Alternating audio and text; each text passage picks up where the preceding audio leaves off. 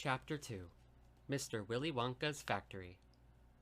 In the evenings, after he had finished his supper of watery cabbage soup, Charlie always went into the room of his 4 grandparents to listen to their stories, and then afterwards to say good night.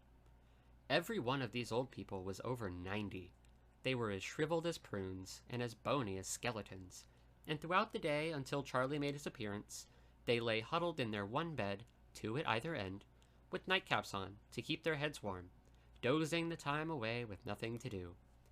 But as soon as they heard the door opening, and heard Charlie's voice saying, "Good evening, Grandpa Joe, and Grandma Josephine, and Grandpa George, and Grandma Georgina," then all 4 of them would suddenly sit up, and their old wrinkled faces would light up with smiles of pleasure, and the talking would begin. For they loved this little boy. He was the only bright thing in their lives, and his evening visits were something that they looked forward to all day long. Often, Charlie's mother and father would come in as well, and stand by the door, listening to the stories that the old people told, and thus, for perhaps half an hour every night, this room would become a happy place, and the whole family would forget that it was hungry and poor.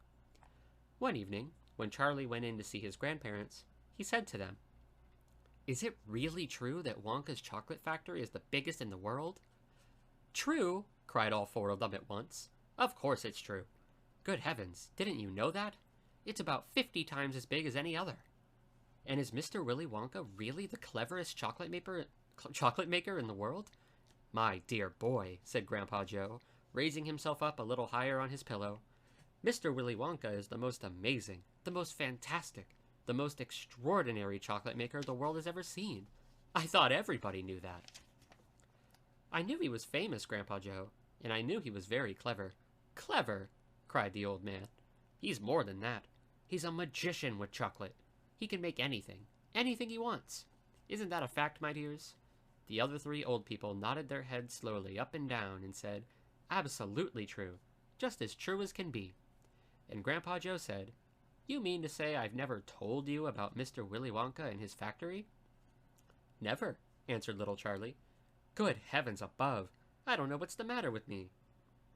"Will you tell me now, Grandpa Joe, please?" "I certainly will. Sit down beside me on the bed, my dear, and listen carefully." Grandpa Joe was the oldest of the 4 grandparents. He was 96 and a half, and that is just about as old as anybody can be. Like all extremely old people, he was delicate and weak, and throughout the day he spoke very little. But in the evenings, when Charlie, his beloved grandson, was in the room, he seemed in some marvelous way to grow quite young again. All his tiredness fell away from him, and he became as eager and excited as a young boy.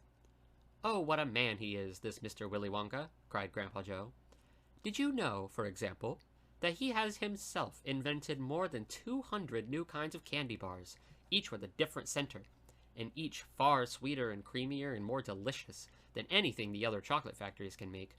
"Perfectly true," cried Grandma Josephine. "And he sends them to all the 4 corners of the earth. Isn't that so, Grandpa Joe?" "It is, my dear, it is. And to all the kings and presidents of the world as well. But it isn't only candy bars that he makes. Oh, dear me, no. He has some really fantastic inventions up his sleeve.